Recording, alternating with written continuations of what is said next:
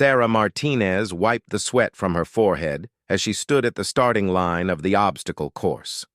Around her, 20 other trainees adjusted their gear and stretched their muscles, preparing for another grueling day at the Naval Special Warfare Training Facility.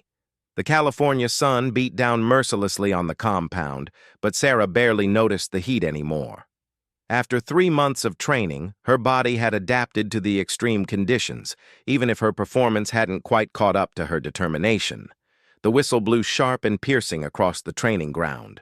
Without hesitation, Sarah launched herself forward, her boots pounding against the sandy terrain as she sprinted toward the first obstacle. The rope climb loomed ahead, 30 feet of thick manila rope that had become her nemesis over the past weeks. She grabbed the rope with both hands, feeling the familiar burn in her palms as she began to climb. Hand over hand, she pulled herself upward, her legs wrapped tightly around the rope for support. Halfway up, her grip began to slip. The calluses on her palms, built up from weeks of training, weren't enough to compensate for her sweaty hands. She felt herself sliding down, the rope burning against her skin as she fought to maintain her hold. "Come on, Martinez!" shouted Petty Officer Davidson from below. "You've done this 100 times!" Sarah gritted her teeth and tightened her grip. She had done this 100 times, and she'd failed at least half of those attempts. But quitting wasn't an option. Her father had served in the Navy for 20 years, and her older brother was currently deployed with a SEAL team overseas. Military service wasn't just her career choice, it was her family legacy. She reached the top of the rope, slapped the metal beam, and began her descent. Her technique was better now than it had been 3 months ago, but compared to the male trainees who seemed to glide up and down the rope like it was a casual walk, she still struggled. By the time her feet hit the ground, 3 other trainees had already finished the rope climb and moved on to the next obstacle. The tire run came next. Massive tractor tires, each weighing over 200 pounds, were scattered across a 50-yard stretch of sand. The trainees had to flip each tire end over end, using their entire body to generate enough force to move the unwieldy objects. Sarah approached the first tire, placed her hands against the rubber, and pushed with everything she had. The tire barely budged. She reset her stance, widened her feet, and tried again. This time, the tire lifted slightly before falling back into its original position. Around her, she could hear the rhythmic thudding of other trainees successfully flipping their tires, moving steadily through the course while she remained stuck on the first obstacle. "Use your legs, not your back," called out Instructor Williams, a former Marine who had been watching her struggle. "Drive through with your hips." Sarah nodded, sweat dripping into her eyes as she repositioned herself. She bent her knees, placed her shoulder against the tire, and drove upward with her legs. The tire flipped over, landing with a satisfying thud in the sand. She moved to the next one, applying the same technique, gradually finding her rhythm. But by the time she completed the tire run, she was dead last, and the gap between her and the other trainees had widened significantly. The wall climb was next, a 12-foot wooden barrier that required upper body strength and technique to overcome. Sarah had practiced this obstacle hundreds of times, but consistency remained elusive. Some days she sailed over the wall with relative ease. Other days, like today, her muscles seemed to betray her at the crucial moment. She ran at the wall, jumped, and grabbed the top with both hands. Her chin cleared the edge, and she began to pull herself up. Her arms shook with effort as she tried to get her chest over the wall, but her grip began to fail. She hung there for several seconds, her feet kicking against the wooden surface as she fought to complete the movement. "Swing your leg!" shouted one of the instructors. "Get your knee up!" Sarah managed to hook her right knee over the edge of the wall, using the leverage to pull herself up and over. She dropped to the other side, breathing heavily, only to see that she was now more than 2 minutes behind the fastest trainees. The crawl under barbed wire was perhaps the most miserable part of the course.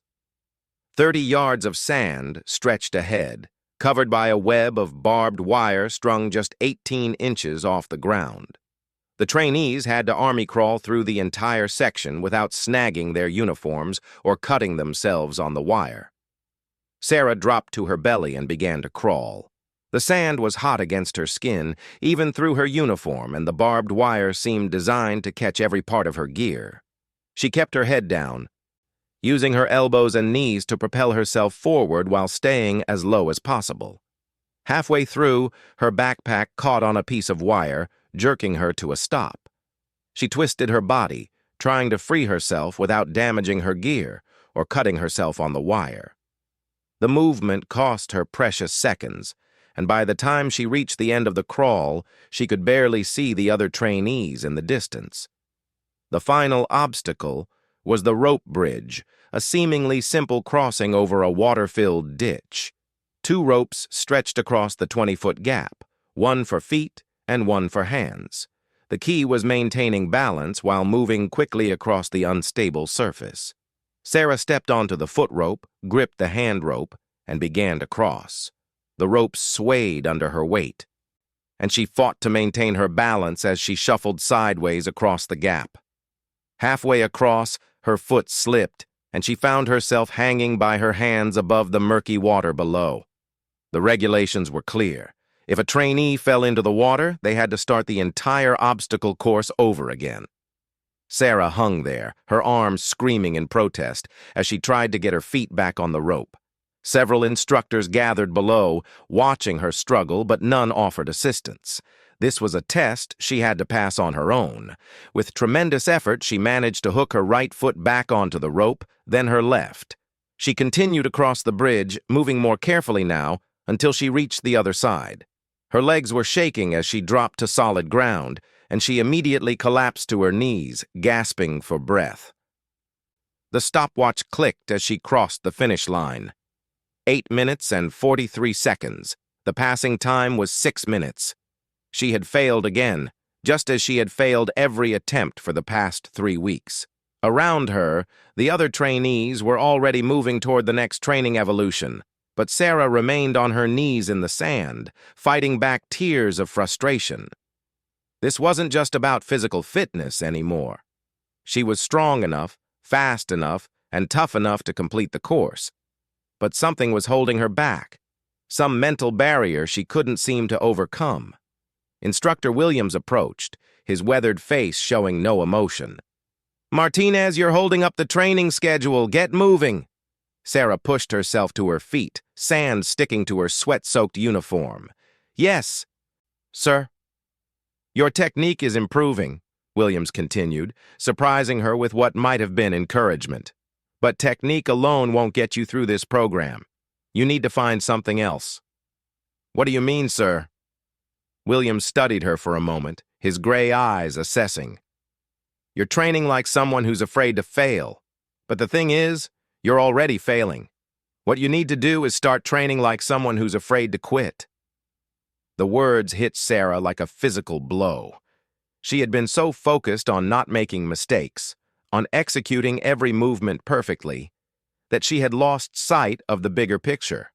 Her caution was costing her speed, and her fear of failure was actually causing her to fail. The rest of the day's training passed in a blur of additional exercises, classroom instruction, and equipment maintenance. Sarah moved through it all mechanically, Williams's words echoing in her mind. That evening, after chow and personal hygiene time, she found herself lying in her rack, staring at the ceiling of the barracks. Her bunkmate, Kelly Rodriguez, was already asleep, exhausted from the day's training. Kelly was one of the strongest performers in their class, consistently finishing in the top 3 on every physical test. Sarah had often wondered what made the difference between trainees like Kelly and trainees like herself. The next morning brought another round of physical training, this time focused on swimming and water survival skills. Sarah had always been a competent swimmer, but the Navy's standards were far beyond anything she had experienced in civilian life. They were required to swim 50 meters underwater without surfacing, tread water for 30 minutes while wearing full gear, and complete various rescue scenarios in rough ocean conditions. The pool facility was Olympic-sized, with deep and shallow ends that could be adjusted for different training scenarios. Today's evolution was underwater swimming, a skill that would be essential if they made it through to actual SEAL training. The instructors had set up lanes in the deep end, and each trainee would attempt to swim the required distance without surfacing. Sarah stood at the edge of the pool, her lungs already working to hyperventilate and load her blood with oxygen. The technique was simple in theory. Take a deep breath, dive down, and swim underwater for 50 meters. In practice, it required incredible breath control, efficient swimming technique, and the mental toughness to push through the panic that inevitably set in when the lungs began screaming for air. "Remember," called out Chief Petty Officer Santos, the head swimming instructor, "this is about efficiency, not speed. Save your oxygen, use long strokes, and don't panic when your body starts telling you to surface." Sarah nodded, took several deep breaths, and dove into the pool. The water was surprisingly warm, heated to reduce the shock of immersion that could cause trainees to gasp involuntarily underwater. She settled into a rhythm, using long, powerful strokes to pull herself through the water while keeping her legs tight together to reduce drag. 20 meters. Her lungs were still comfortable, the oxygen from her pre-dive breathing still sustaining her effort. 30 meters. She could feel the first hints of carbon dioxide buildup, but it was manageable. 40 meters. Her lungs began to burn, and her brain started sending urgent signals to surface and breathe. This was the critical moment, the point where most trainees either panicked and surfaced or found the mental strength to push through the discomfort. Sarah forced herself to maintain her stroke rhythm, even as her vision began to narrow and her chest felt like it was being crushed in a vice. 45 meters. Her stroke technique began to deteriorate as her oxygen-starved muscles struggled to maintain their coordination. She could see the pool wall ahead, but it seemed impossibly far away. 48 meters. Her lungs were screaming now, and every instinct in her body told her to surface immediately. But she didn't surface. Instead, she focused on the wall ahead, on the simple task of reaching out and touching it with her fingertips. 2 more strokes. 1 more stroke. Her hand slapped against the pool wall and she erupted to the surface, gasping and choking as her lungs desperately pulled in air. "Time!" called out Chief Santos. "Martinez, 50 meters in 1 minute and 18 seconds. Well within standards." Sarah clung to the pool wall, her chest heaving as she recovered from the oxygen debt. She had passed the underwater swimming test, something that had seemed impossible just a few weeks ago. But more importantly, she had pushed through the panic, had found a way to ignore her body's demands to quit and surface. The realization hit her as she climbed out of the pool. The physical challenges weren't really about physical ability at all. They were about mental toughness, about the willingness to push through discomfort and keep going when every instinct said to stop. She had been approaching the training all wrong, focusing on perfect technique instead of developing the mental resilience that would carry her through when technique alone wasn't enough.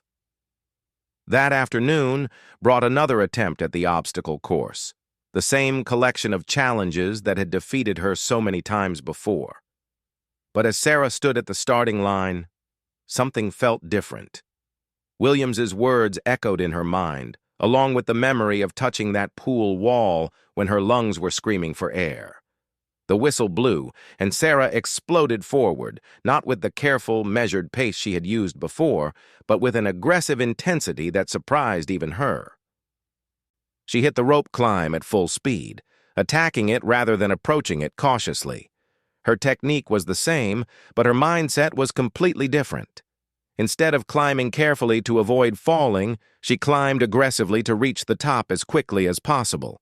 Instead of conserving energy for the obstacles ahead, she gave everything she had to each challenge as it came. The tire run that had always been her weakness became a test of pure determination, and she flipped each massive tire with a fury that came from months of accumulated frustration. The wall climb that had defeated her the day before seemed smaller somehow, less intimidating when approached with aggression rather than caution. She hit it running, grabbed the top, and powered over it without the hesitation that had cost her so much time in previous attempts.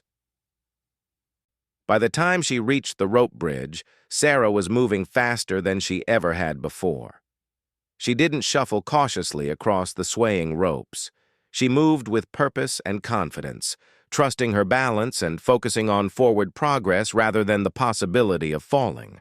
She crossed the finish line and immediately looked at the stopwatch held by Instructor Williams. 5 minutes and 57 seconds. 3 seconds under the passing time. The weeks following Sarah's breakthrough on the obstacle course brought new challenges and higher expectations. Her instructors, who had watched her struggle for months, now pushed her harder than ever before. The change in her performance hadn't gone unnoticed, and with that recognition came increased scrutiny and more demanding training scenarios.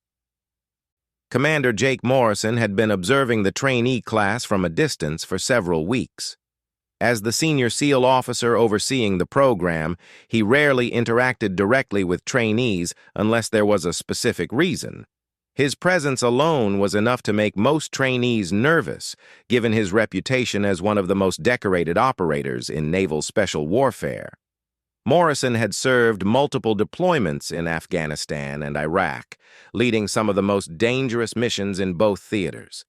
His chest bore the ribbons of a Silver Star, multiple Bronze Stars, and a Purple Heart earned during a firefight that had saved the lives of an entire Marine platoon. But more than his decorations, it was his quiet intensity and unwavering standards that made him legendary among the SEAL community. Sarah first became aware of Commander Morrison's attention during a particularly grueling day of water survival training.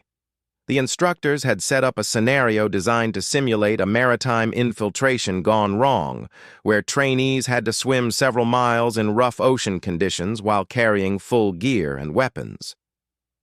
The Pacific Ocean off the California coast was unforgiving that morning, with 6-foot swells and water temperature in the low 60s. Even with wetsuits, the cold would eventually sap the strength from the strongest swimmers. The trainees entered the water before dawn, their faces barely visible in the gray pre-dawn light.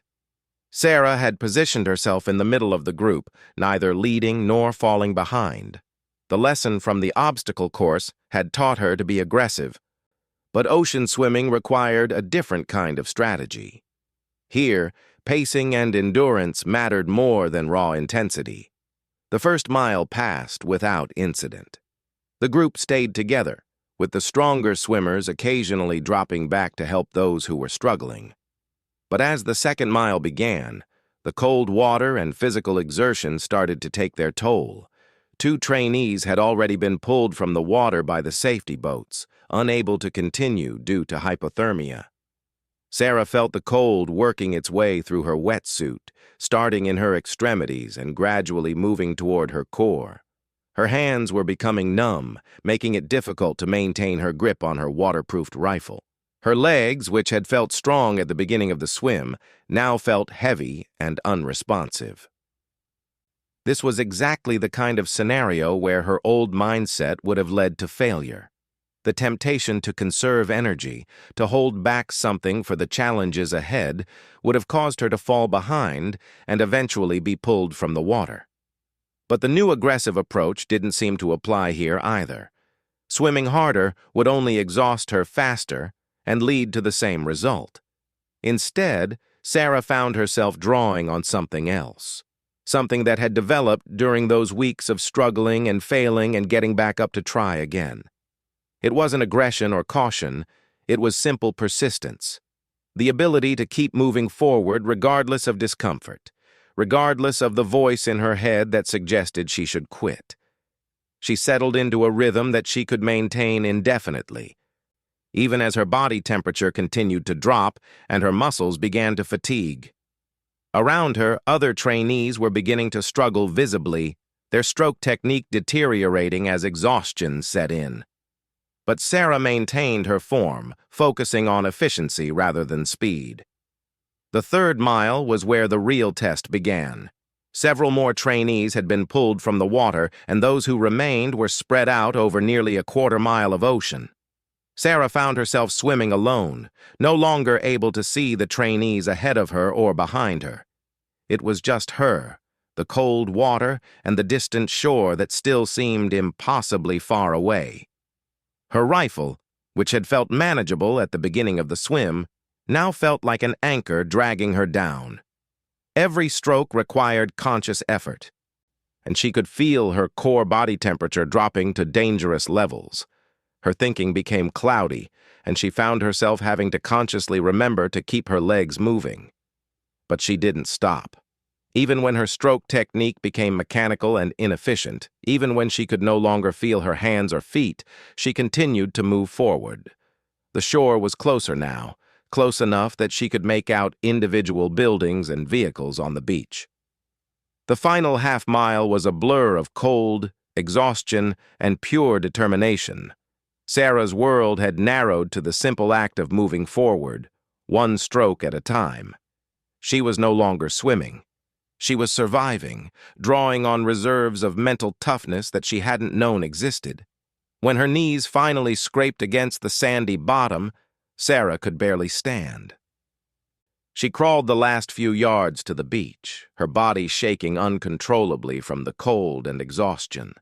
Instructors immediately wrapped her in warming blankets and began checking her core temperature, but she had completed the swim under the required time. Only 12 of the original 23 trainees had finished the ocean swim.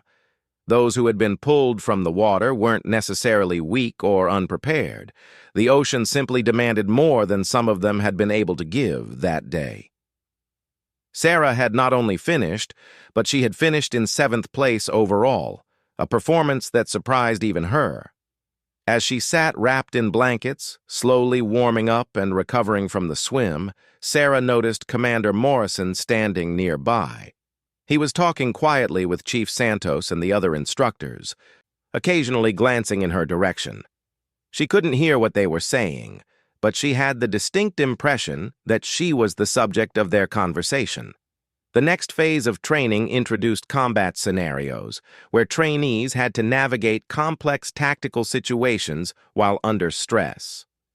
These exercises combined physical challenges with decision-making under pressure, testing not just strength and endurance, but also judgment and leadership potential. Sarah's team was assigned a hostage rescue scenario in a mock urban environment constructed on the base. The setup included multiple buildings, narrow alleyways, and civilian role players who would complicate the tactical picture. The team had to plan and execute a rescue while minimizing casualties and completing the mission within a strict time limit. As the team's designated point person, Sarah was responsible for leading the assault element through the urban maze to reach the hostage location. It was a role that required split-second decision-making and the ability to adapt quickly when plans went wrong. The exercise began at dawn, with Sarah's team positioned at the edge of the urban training area. Intelligence reports indicated that hostages were being held in a second-floor room of a building roughly 200 meters away. The route to the target involved crossing open ground, navigating through buildings, and dealing with an unknown number of hostile role players. Sarah studied the area through her rifle scope, identifying potential routes and hazards. The direct approach would be fastest, but would expose the team to fire from multiple directions. The indirect route would take longer but would provide more cover and concealment. In her old mindset, she would have chosen the safer indirect route, but her new approach demanded that she balance speed with security. She chose a compromise route that would take the team through a series of connected buildings, providing cover while maintaining a reasonably direct path to the objective. The decision required her team to clear multiple rooms and stairwells, increasing the complexity of the mission but reducing their exposure to long-range fire. The exercise began with a bang as explosive charges simulated the breaching of the initial building. Sarah led her team through the breach point, immediately turning right toward the stairwell while her teammates cleared the ground floor rooms. The building was filled with smoke and the sound of simulated gunfire, creating a chaotic environment that tested their ability to communicate and coordinate. On the second floor, they encountered their first hostile role player who engaged them from behind an overturned table. Sarah's team responded with simulated suppressive fire while she maneuvered to get a clear shot. The engagement lasted less than 30 seconds, but it consumed valuable time and revealed their position to other role players in the area. Moving from building to building required careful timing and coordination. Sarah had to make quick decisions about when to move, which routes to take, and how to deal with unexpected threats. Each decision carried consequences, and the margin for error was extremely small. Halfway to the objective, her team ran into a problem they hadn't anticipated. A civilian role player was positioned in their planned route, and moving past him would either expose him to potential harm or require a significant detour that would consume too much time. Sarah had to make a choice: risk civilian casualties or risk mission failure. She chose a third option, directing two of her teammates to escort the civilian to safety while she and the remaining team member continued toward the objective. It was a decision that divided her force and increased the risk to everyone, but it was the ethically correct choice given the scenario parameters. The final approach to the hostage location was the most dangerous part of the mission. Sarah's reduced team had to cross an open courtyard that was covered by hostile fire positions.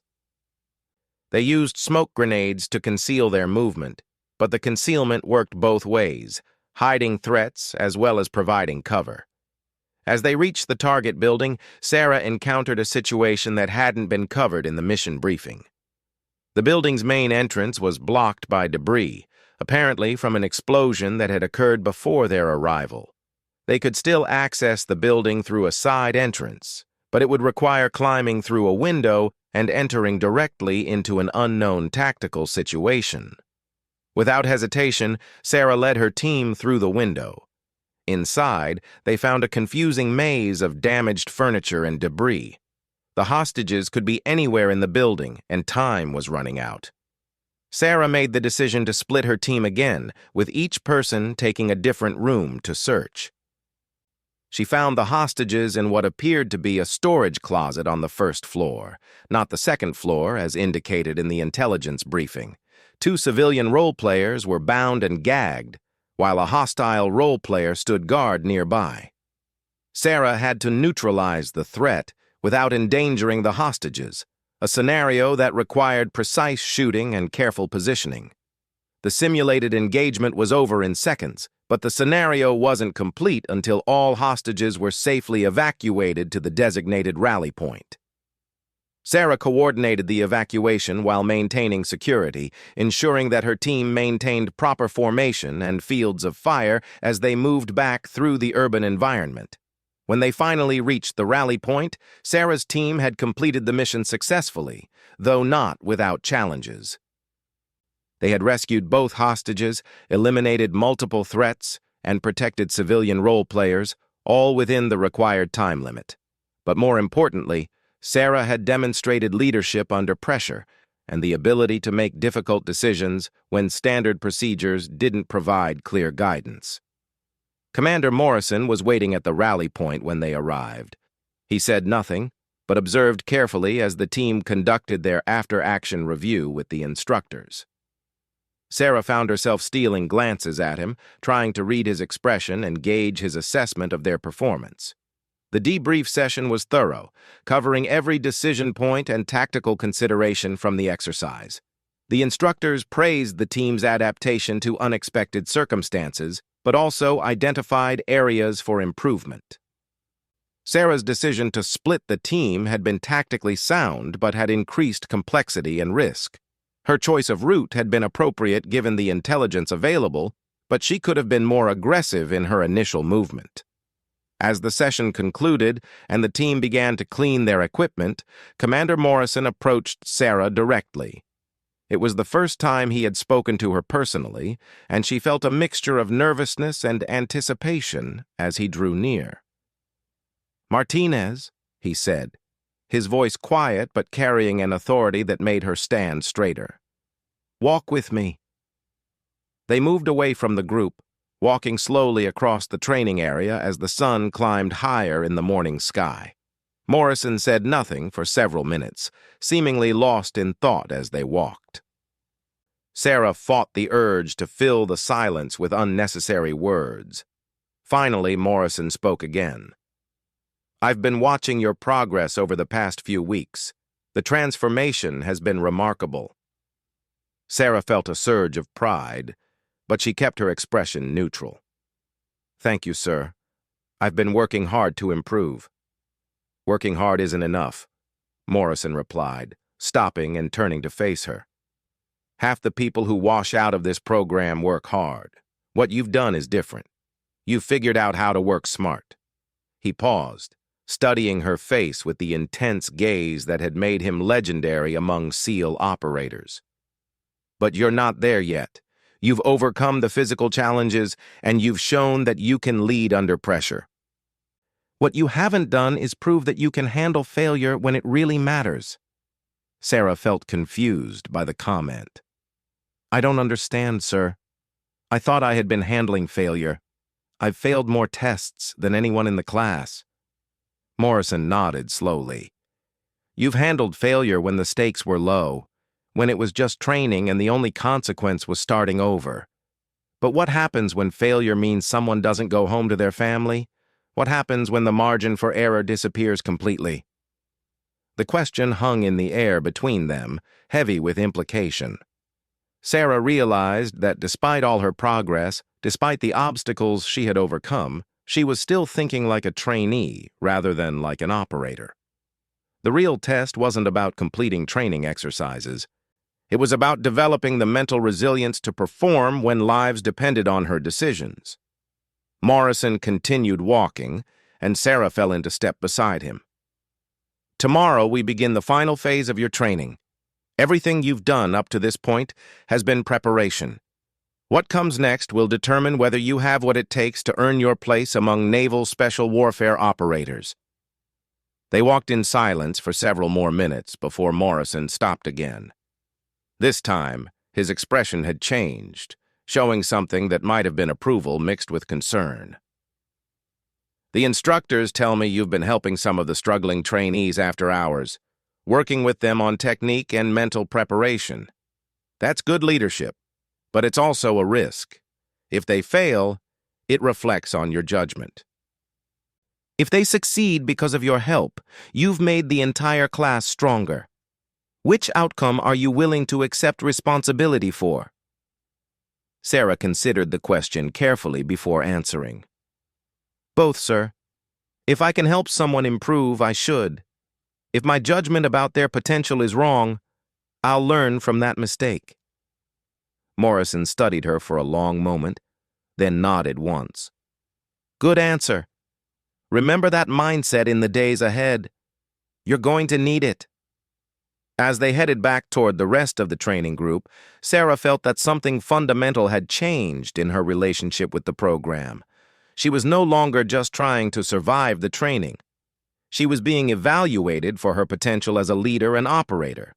The stakes had been raised, and the margin for error had disappeared completely. That evening, as she lay in her rack reviewing the day's events, Sarah realized that Commander Morrison's conversation had been both an assessment and a warning. The final phase of training would test not just her skills and determination, but her character under the most demanding circumstances the instructors could create. She thought about the trainees she had been helping during off-duty hours, wondering if her assistance was actually helping them or simply enabling them to delay an inevitable failure. The question bothered her more than she expected, forcing her to examine her motivations and consider the broader implications of her actions. But mostly, she thought about Morrison's question regarding failure when the stakes were real. She had never been in combat, had never faced a situation where her decisions would determine whether people lived or died. The training scenarios were becoming increasingly realistic, but they were still simulations. The real test would come later when the safety nets were removed and the consequences became permanent.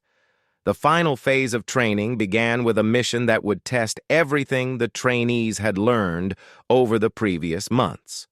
Unlike the controlled scenarios they had experienced before, this exercise would be conducted over multiple days in a remote wilderness area, with minimal instructor oversight and realistic consequences for failure. Sarah's team was given a classified briefing in a secure facility on the base. The mission parameters were complex. They would be inserted into a mountainous region where they had to locate and retrieve sensitive intelligence materials while avoiding capture by a hostile force played by experienced military personnel. The exercise would last 72 hours, during which time the team would have to navigate treacherous terrain, survive with minimal supplies, and complete their objectives while under constant pressure. Commander Morrison conducted the briefing personally, a sign that this exercise carried particular significance. His presence in the briefing room created an atmosphere of tension and anticipation that was noticeably different from previous training sessions. "This exercise will test your ability to function as a team under extreme stress," Morrison began, his voice carrying across the small briefing room. "You will have no communication with instructors once you are deployed. No safety nets, no do-overs, no second chances. The intelligence you are tasked to retrieve contains information that could save lives if obtained, or cost lives if it falls into enemy hands." He paused, allowing the weight of his words to sink in. "The opposing force you will face consists of experienced special operations personnel who have been given specific orders to prevent you from completing your mission. They will use every tactic at their disposal to hunt you down and capture you. If you are captured, you will be subjected to intensive interrogation designed to break your will and extract information."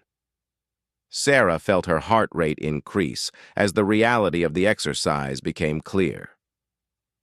This wasn't just another training scenario, it was a test that would push them beyond anything they had experienced before. "Your team will be inserted at 0300 hours tomorrow," Morrison continued. "You will have standard loadout plus 3 days of rations. The intelligence materials are located in a structure approximately 15 miles from your insertion point. The terrain includes dense forest, rocky mountainous areas, and open meadows that will expose you to observation from aircraft." He activated a projector that displayed a topographical map of the operational area. Sarah studied the terrain features, identifying potential routes and hazards. The area was vast and unforgiving, with numerous natural obstacles that could slow their movement or channel them into areas where the opposing force could more easily locate them. "The intelligence materials are contained in a hardened cache that will require specific procedures to access. Those procedures are contained in this sealed envelope, which you are not to open until you reach the objective area." Morrison handed Sarah a manila envelope marked with classification stamps. "Your team leader is responsible for ensuring these procedures are followed exactly." Sarah accepted the envelope, feeling the weight of responsibility that came with it. As the team leader, every decision would ultimately be her responsibility. Success or failure would rest on her judgment and her ability to lead under pressure. "Questions?" Morrison asked, scanning the 5 members of Sarah's team. Kelly Rodriguez raised her hand. "Sir, what are the rules of engagement for the opposing force?" "They will use any means necessary short of causing permanent injury," Morrison replied. "That includes non-lethal weapons, psychological pressure, and advanced surveillance techniques. Assume they have capabilities that match or exceed anything you might encounter in a real combat environment." Tom Bradley, the team's communications specialist, spoke up. "What happens if we're captured, sir?" Morrison's expression grew even more serious. "If you are captured, the exercise continues. You will be interrogated using techniques designed to simulate enemy interrogation. You are expected to follow the code of conduct and provide only name, rank, and service number." Any classified information you reveal will result in immediate failure for the entire team. The briefing concluded with detailed discussions of equipment, procedures, and contingencies. Sarah found herself taking mental notes not just about the tactical requirements, but about the psychological pressure she could already feel building among her team members. The knowledge that failure would affect not just themselves, but the entire group added a layer of stress that previous exercises had not included. That evening, Sarah's team gathered in a secure planning room to develop their operational approach. The 15 miles between their insertion point and the objective would normally be an easy day's march, but the presence of an experienced opposing force changed everything. They would need to move carefully, avoiding detection while maintaining enough speed to reach the objective within the time constraints. "I think we should move at night and lay up during the day," suggested Mark Chen, the team's demolitions expert. "It's harder for them to track us in the dark, and we can use thermal vision to our advantage." "That assumes they don't have thermal equipment too," Kelly pointed out. "If they're using experienced special ops personnel, they'll have access to the same technology we do." Sarah listened to the discussion while studying the map, looking for routes that would minimize their exposure while providing multiple options if they encountered problems. The terrain offered both advantages and disadvantages. The dense forest would provide concealment, but would also slow their movement. The open areas would allow faster travel, but would expose them to observation. "We need to assume they have superior technology and more experience," Sarah said finally. "Our advantage is that we know our objective, and they have to react to our movements. But that only works if we can stay unpredictable." She traced several possible routes on the map with her finger. "I think we use a combination approach. We move at night when possible, but we don't stick to a single pattern. Sometimes we move fast through open areas. Sometimes we move slow through concealment. We change our pattern every few hours, so they can't predict our next move." The team spent several more hours refining their plan, discussing contingencies, and establishing rally points in case they became separated. They reviewed the equipment each member would carry and practiced the immediate action drills they might need if contact with the opposing force became unavoidable. As the planning session concluded, Sarah felt the weight of leadership more heavily than ever before. Her decisions over the next 3 days would determine not just her own success or failure, but the success or failure of 4 other people who were trusting her judgment. The insertion went smoothly, with the team being dropped by helicopter in a small clearing shortly after 0300 hours. The night was clear and cold, with a half moon providing just enough light for movement without night vision equipment. Sarah led the team away from the landing zone immediately, wanting to put distance between themselves and any opposing force personnel who might have observed the helicopter. They moved in single file through the dense forest, with Sarah navigating using a combination of GPS and traditional map and compass techniques.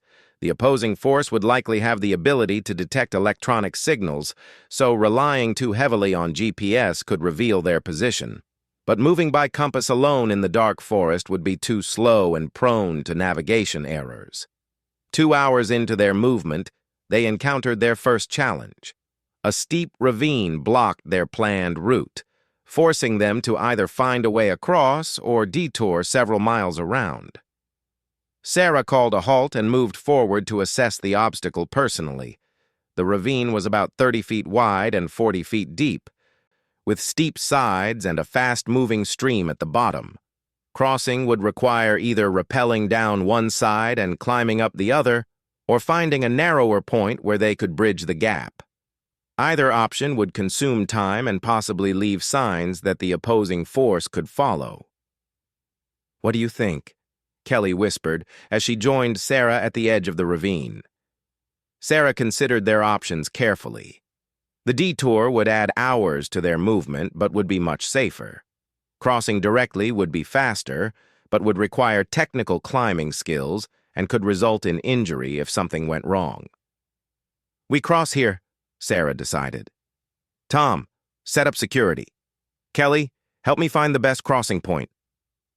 They found a spot where fallen trees had created a natural bridge across the narrower upper portion of the ravine. It wasn't ideal, but it would allow them to cross without technical equipment.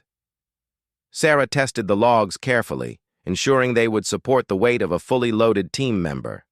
One by one, the team crossed the makeshift bridge.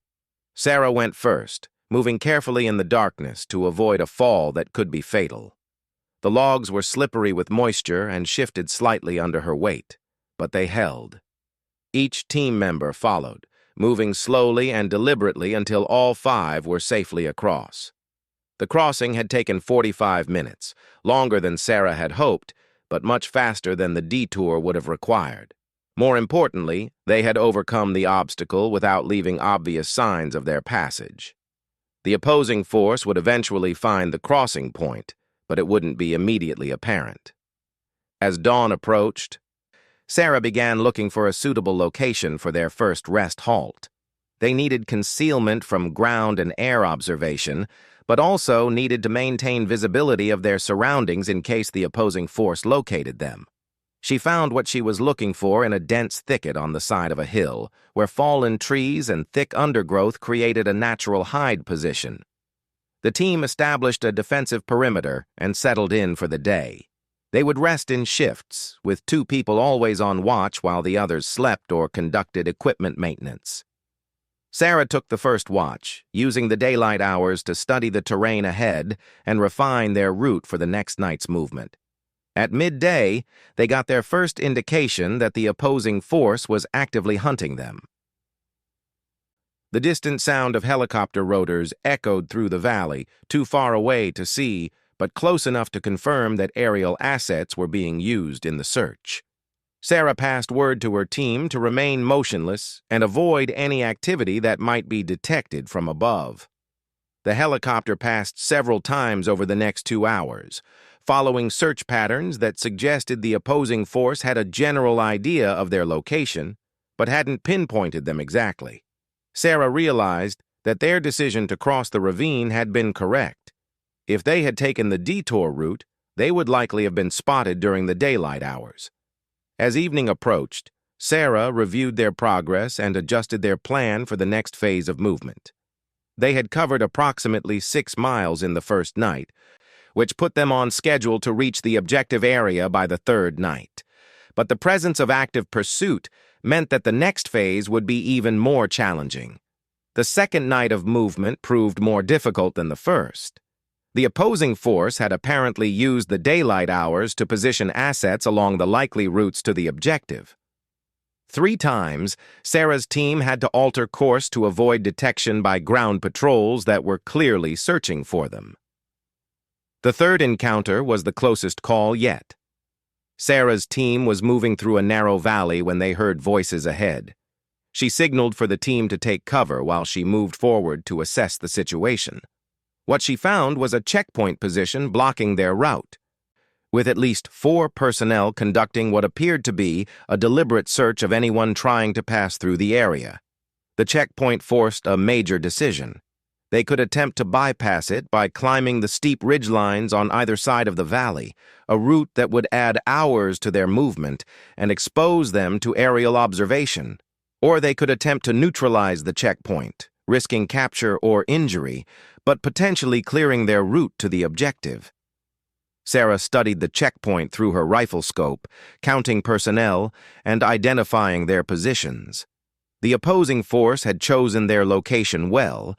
The checkpoint controlled the most direct route to the objective and was positioned where bypass routes would be time-consuming and dangerous.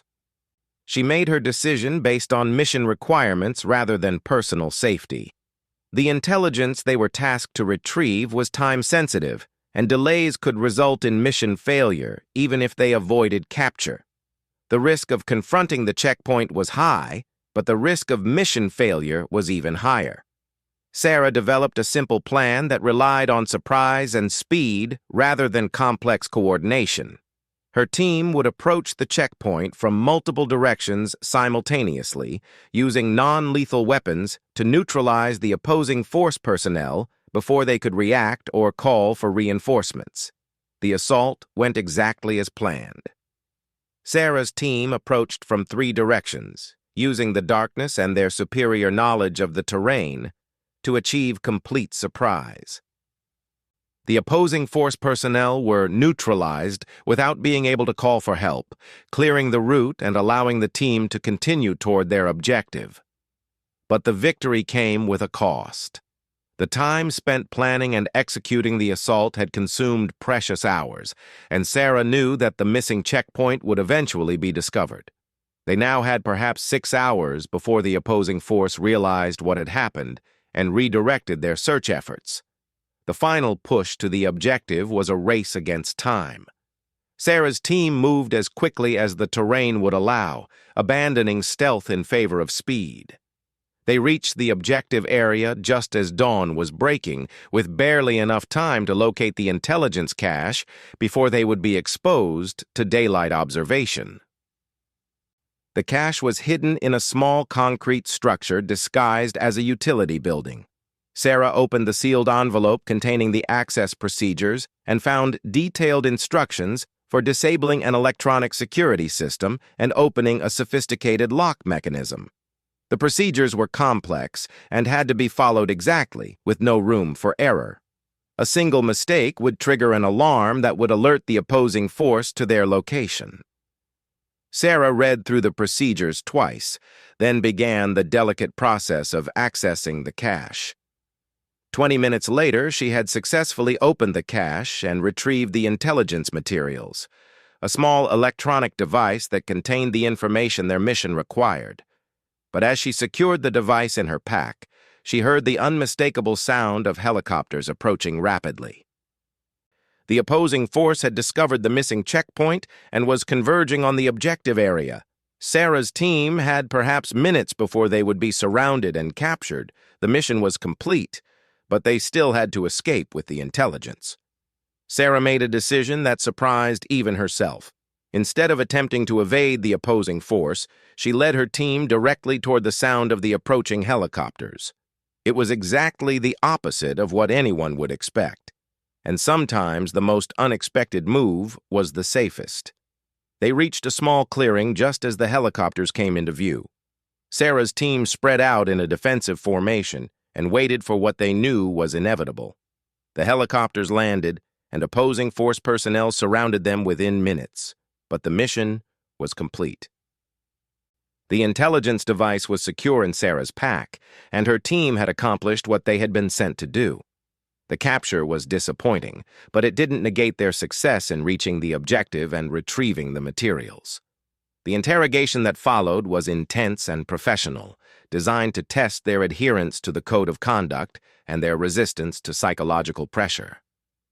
Sarah found herself in a small, windowless room facing an interrogator who seemed to know intimate details about her background and training. "You know the intelligence you're carrying could save lives," the interrogator said, his voice reasonable and persuasive. "All we need is the access codes, and this can all be over." Sarah responded with name, rank, and service number, just as she had been trained. The interrogator tried different approaches, sometimes aggressive, sometimes sympathetic, but always probing for weaknesses in her mental defenses. The interrogation continued for what felt like hours, though Sarah had no way to track time in the windowless room. She focused on the techniques she had learned for resisting psychological pressure, maintaining her mental discipline even when fatigue and stress began to wear down her defenses. Finally, the door opened, and Commander Morrison entered the room. The interrogation was over, and the exercise was complete. Sarah felt a mixture of relief and exhaustion as she realized that she had successfully resisted all attempts to extract classified information. "Well done, Martinez," Morrison said, his expression showing what might have been approval. "You and your team accomplished the mission objectives and maintained operational security throughout the exercise." Sarah stood up, her legs shaky from the stress and fatigue of the previous 72 hours. "Thank you, sir. How did the rest of my team do?"